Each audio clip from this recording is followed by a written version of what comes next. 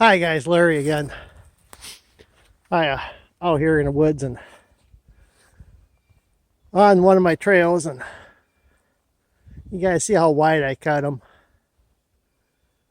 I like to try to make them wide enough to get rigs down them.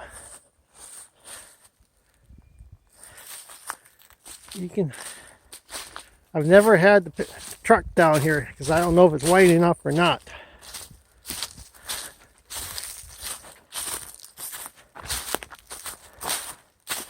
We can get the brush cutter down here with no problem.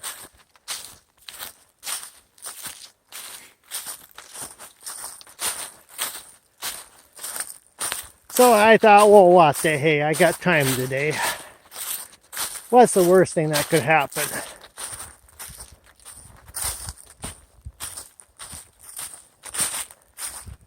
What is the worst?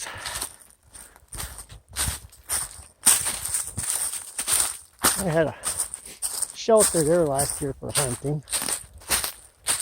Yeah, I thought, well, what the heck is the worst that could happen? I got chainsaws with me, so I'm not that concerned. But I'm not getting through that opening.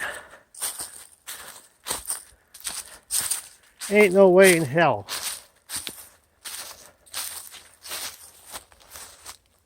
So I guess this ash has to come down. That's all there is to it.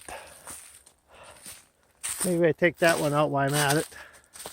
But the rest is no problem. I get through the rest. That's no problem. All kinds of dead trees down here. Probably 10, 12 of them. I ain't got that far yet. I've been up. I backed up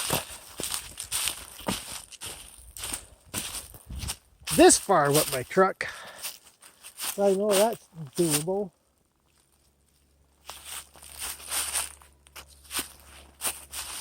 But I have not gone through here. I knew years ago this was a tight spot. What I like to do is take out that big aspen and that little oak, I think it is, alongside of it. Take those two out because then I could get over the top of the stump very carefully and keep the trail there. But I think taking these couple out would be the easiest. But I think I will take these aspens out and kind of clean this mess up. It's kind of why I came down here. So I got a bunch of cutting to do to get my truck out. I actually went through better than I thought.